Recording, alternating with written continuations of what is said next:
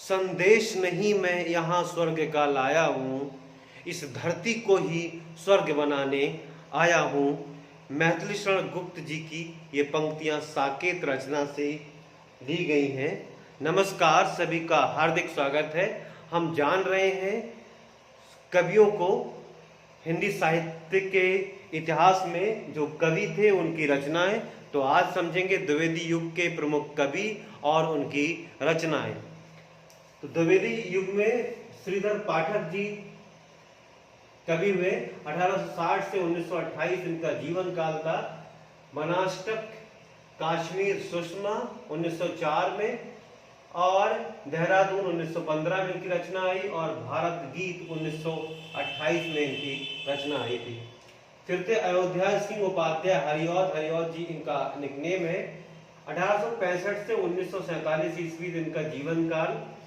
प्रिय प्रवास इनकी बहुत ही प्रसिद्ध रचना हुई है। प्रिय प्रवास जो 1914 में आई। चुभते चौपदे 1932 में। वैदेही वनवास भी बहुत प्रसिद्ध है 1940 में। रस कलश, चोखे चौपदे 1932, चोखे चौपदे और चुभते चौपदे दोनों 1932 में आई। पद्य प्रसून 1925 में इनकी रचना आई। तो यह हरिऔध जी, अयोध्या सिंह उपाध्याय हरिऔध जी की ये रचनाएं और थी। अब है मैथिली शरण गुप्त जी। 1886 से 1964 इनका जीवन काल। रंग में भंग इनकी प्रसिद्ध रचना 1909 में प्रकाशित। भारत भारती 1912 में बहुत ही प्रसिद्ध रचना हुई और इसी के बाद ये राष्ट्र कवि का इन्हें दर्जा मिला। इन्होंने कहा था, क्या थे हम, क्या हो गए, अभी क्या होंगे। उसमें बहुत ही प्रसिद्ध लाइन हुई इनकी 1912 में। अनद इनकी रचना है। शकुंतला इनकी रचना है। यशोधरा प्रसिद्ध रचना हुई, यशोधरा भी। विष्णुप्रिय, जयद्रथ वध और शक्ति इनकी रचना है मैथिली शरण गुप्त जी की। रामनरेश त्रिपाठी जी 1889 से 1962 ईस्वी तक इनका जीवन काल रहा इनका। और ये स्वतंत्रतावादी कवि थे।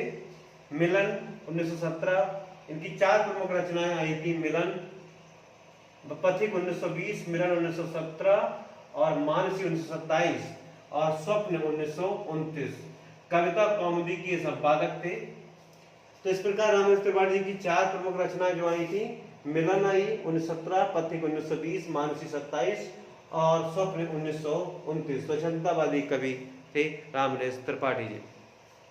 अब बात करते हैं मुकुटधर पांडे जी। 1895 से 1989 तक इनका जीवन काल। छायावाद के प्रवर्तक हैं ये, माने जाते हैं। पूजा फूल 1916 में इनकी रचना।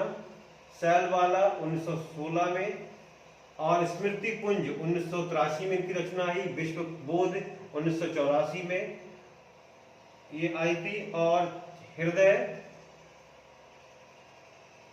हृदयदान 1918 में, मामा 1918 में इनकी रचनाएं मुकुटधर पांडे जी की। फिर है सियाराम शरण जी। 1895 से 1963 ईस्वी तक का जीवन काल इनका। मैथिली शरण गुप्त जी के ये भाई थे।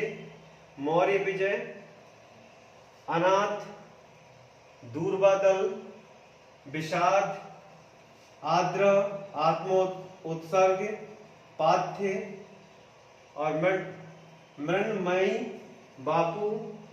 बापू और उन्मुक्त गीति नाट्य था इनका। तो ये रचनाएं हैं 1895 से 1963 तक। गुप्त जी के भाई थे।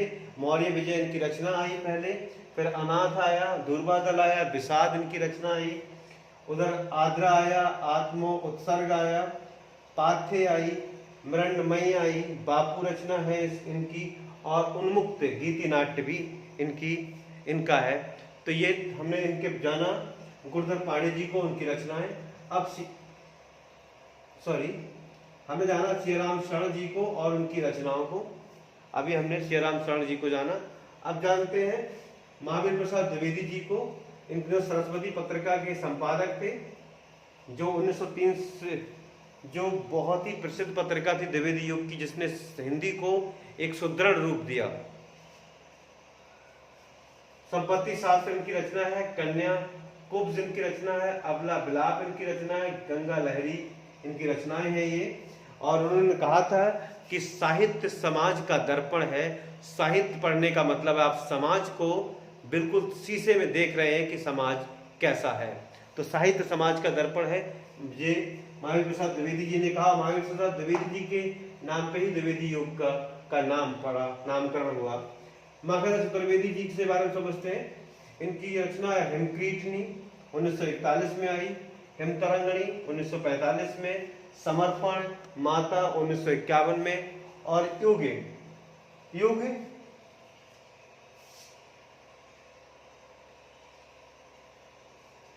युग चरण